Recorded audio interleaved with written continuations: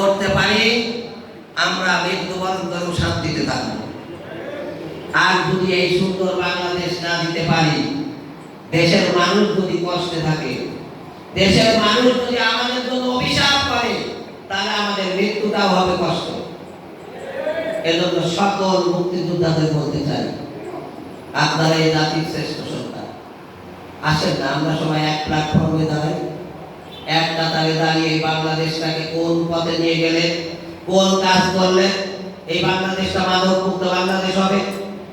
আজকে আমাদের যুব সমাজ মাদকের সয়লাভে অতিষ্ঠ হয়ে গেছে। এমন কোন পরিবার নাই তারা মাদকাসক্ত সন্তানের জন্য নিচে আনা হচ্ছে। আমি গতকালকেও অতি সাহেবের কাছে 2 বার করছি, মাদকাসক্ত সন্তান তার মাকে মেরে হাত ভেঙে দিয়েছে, বাড়ি থেকে পিটায় বের করে দিয়েছে। এই মাদক মুক্ত সমাজ করতে হলে আপনাদের দরকার।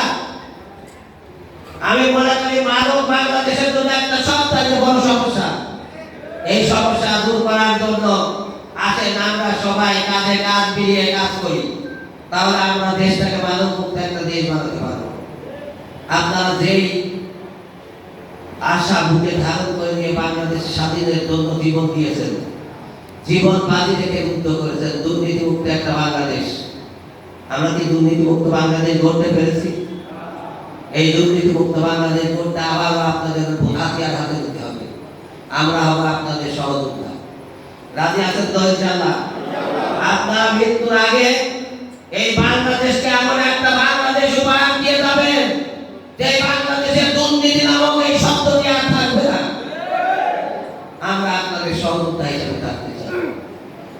আমাদের দেশ কৃষি নির্ভর দেশ, এখনো কৃষকেরা সারের জন্য জীবন দিতে হবে। আমরা আসলে কৃষকদের সার তার ঘরে ঘরে পৌঁছে দেওয়ার জন্য, কৃষিতে একটা নতুন বিপ্লব সৃষ্টি করার জন্য আমরা আবার মাঠে নামি। তাহলে আমরা এই বাংলাদেশটাকে একটা সুন্দর সুশৃঙ্খল বাংলাদেশ রেখে দিতে পারব।